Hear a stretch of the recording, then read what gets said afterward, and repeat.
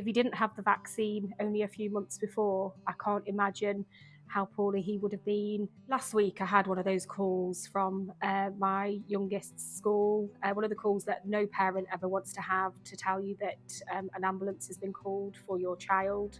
It was a real shock to me that day, because before I left for work, my son was bouncing around the house, jumping off the bed. So a few hours later, I had a call to say that he was actually having a seizure. I managed to leave my place of work, got to school just before the ambulance left. We were rushed then to Royal Stoke Hospital.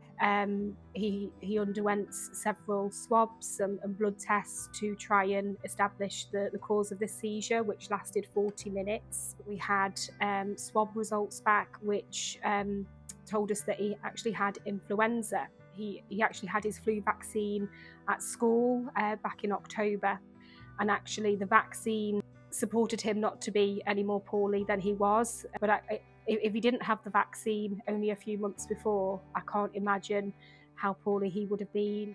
I would like to say a big thank you to the NHS. The day that we were at Royal Stoke, they actually declared a critical incident, and I can absolutely see why.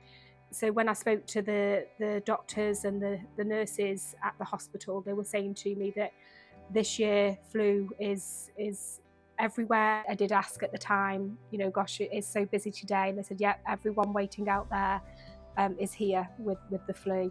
So it is real. It isn't just the media hyping this up. I've seen it firsthand. Just over a week on, he's back to his normal self, his mischievous self, running around, but it did really knock him off his feet for a good week.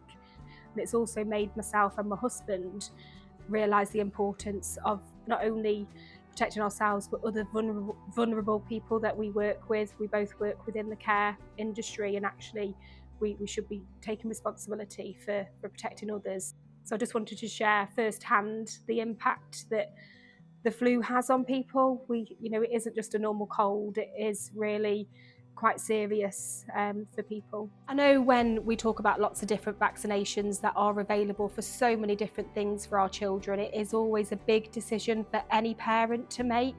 We're always worried about the impact of these vaccinations, but what I would say as a parent myself, if my son didn't have the flu vaccination, he may have even been in intensive care. He was so poorly even having the vaccination, but actually he was still protected from being seriously poorly, and he has recovered, in just over a week. I think we're very lucky to have opportunity to vaccinate our children and any vulnerable person against the flu.